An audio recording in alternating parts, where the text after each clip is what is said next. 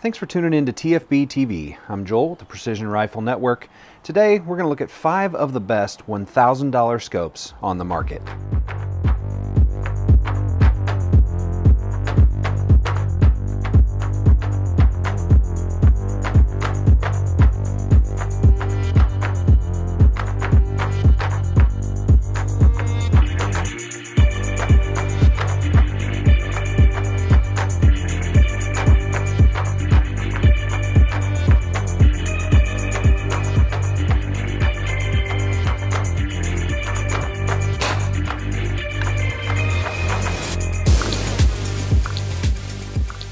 First, we have the Burris XTR2 5 to 25 by 50.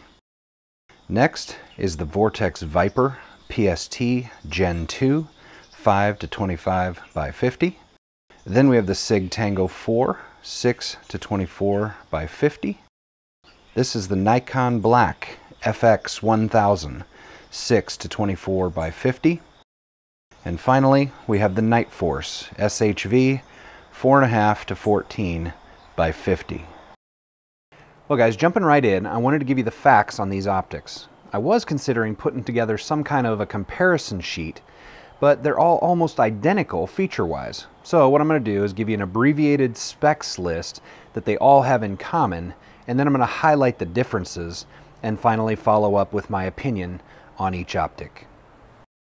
Each of these optics is first focal plane, which means as you increase the magnification level, the reticle inside the optic increases in size to match the distance.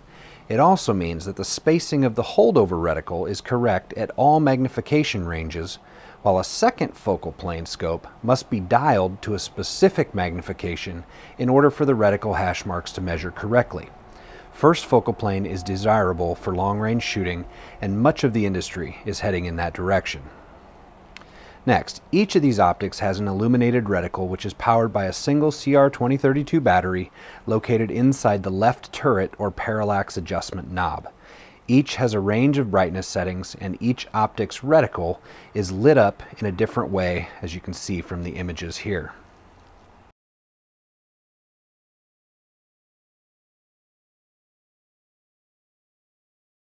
Every one of these scopes has a zero stop feature. Zero stop basically means that after you've dialed up your elevation turret for a long-range shot, you can quickly and easily turn the knob back down to your original 100 or 200 yard zero point, and the turret will lock and stop at that exact point. So you never have to second guess whether you're returning to your zero or not. This is a very handy feature, as you can tell, and in the competition world, it's absolutely vital when doing things quickly on a timer. Each of these optics comes with a tactical milling type holdover reticle. And some people think all those lines and hash marks just clutter up the picture and get in the way of seeing your target. And that's obviously up for debate, but one benefit of having this kind of reticle is that you can quickly hold over for windage and elevation instead of having to stop and dial your scope. All of these scopes weigh approximately the same and come in at roughly 2 pounds. They are all approximately the same length at just over 15 inches, and they all have basically the same magnification range from 5 to 25 power. The objective lenses are all identical at 50 millimeters. The main tube diameters are fairly similar from 30 to 34 millimeters, and the prices vary slightly but come in very near that $1,000 price tag. Alright guys, now let's talk about the minor differences between these optics. I mentioned that the magnification ranges were all in the general vicinity of 5 to 25 power. The Night Force SHV is the only exception here, and it has a 4.5 to 14 magnification range.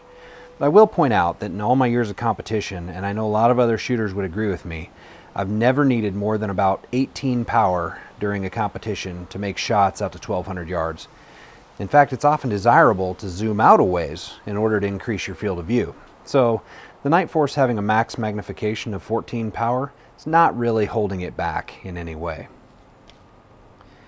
The only other differences come into play with regards to the Nikon Black FX 1000. The first difference here is that the Nikon has a maximum elevation adjustment range of 17 mils, while all the other scopes top out at 20 to 26 mils. For some perspective, let's look at the popular 6.5 Creedmoor cartridge. 17 mils of elevation shooting a factory Hornady match load will get you out to 1,400 yards. So unless you're shooting beyond that distance with that particular caliber, then that's not really a downside at all. You know, for quick comparison, 26 mils of elevation with the Burris XTR2 gets you out to a mile with the 6.5 Creedmoor. That caliber really isn't designed for that distance, so again, it's a non-issue in my opinion. The other difference with the Nikon is the price. This scope comes in a full $200 cheaper than the rest of the optics. The price in the Nikon Black FX1000 is in the neighborhood of $799.95. That's a lot of bang for your buck, in my opinion. You know, speaking of opinion, let's move into my personal thoughts on these scopes. Yeah, I could go on for quite a while here because there's a lot to love about each of these optics. Unfortunately, there are also some things that make you ask, what the hell were the designers thinking? The Sig Tango 4 6-24 by 50 comes to mind instantly. You know, the thing I dislike the most about this optic is the busyness of the markings on the turrets. There is so much information that your brain, admittedly it could be just my brain, has to slow down tremendously just to take it all in. It's just too much. I mean, there's words and arrows and single letters, different size tiny boxes, and small dials within larger dials. Well, let's be honest, if a man has to read the instruction book to figure something out, he's not going to be happy. Another thing I can't stand about the Sig optic is that the windage hash marks on the reticle sub 10 to half a mil. Just about every other quality optic I can think of has 0.2 or 0.25 mil windage hash marks. Half a mil of windage is just too much when you're trying to make a precision long-range shot using holdovers. And the final thing I want to mention about the Sig is that this scope has quite a bit more scope shadow than all the rest. Scope shadow is that evil black ring that creeps in and obstructs your field of view when your eye isn't perfectly lined up in the scope. So I guess what I'm saying is that the other scopes were way more forgiving in this regard. Now moving on to the Nikon Black FX1000. Guys, for the money, I'm not sure there's another scope on the market that can compete with this thing. I haven't seen its equal. I do have a couple of complaints, however, but they boil down to personal preference. The first is the glass. To my eye, the Nikon isn't quite as clear and bright edge to edge as the Night Force or the Vortex. Now don't get me wrong though, the image is quite nice, and again, for the money, it's hard to beat. The other complaint I have is that the turrets are incredibly stiff, downright difficult to adjust. I had to come completely off the gun, grab the turret with my whole hand, and put some muscle into it in order for them to turn. You know, this takes time and comes down to just being plain annoying to me. The Burris XTR2 is a well-respected optic in the precision rifle community. It has so many great features. It looks great and is basically bomb-proof. You cannot go wrong with one of these scopes. The one main downside to me is the glass. It is noticeably gray in color.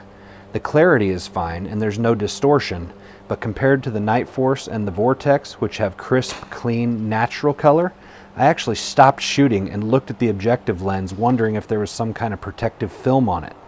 On a bright sunny day, it looks like the sky just got cloudy. Coming from a photographer, take my word for it, you can do better on glass choice. The Night Force and the Vortex optics are the clear winners here as far as I'm concerned. They have all the features you could possibly need or want in a hunting or competition optic. All the controls just make sense and they're intuitive to the shooter. Everything works as it should and nothing raises red flags or makes me stop and ask what were they thinking. Night Force scopes are virtually indestructible and Vortex has the best warranty in the business. I have literally nothing bad to say about either of these two scopes. Alright guys, the last thing I want to point out is that I did a tall target tracking test on each of these scopes and they all passed with flying colors, tracking perfectly from 0 to 1,000 yards. Hey guys, thanks for watching TFB TV today. I'm finishing up this video finally in a rainstorm because I love my job. Yeah, that's it. Hey, go check out our sponsor, Ventura Munitions. We'd really appreciate that. They're very generous to us here at TFB TV. If you appreciate what we do, also consider supporting us through Patreon. That would be great. Leave some comments below what you think on these 5 best scopes. Share the video, and as always, tune back in soon for another great video from TFB TV.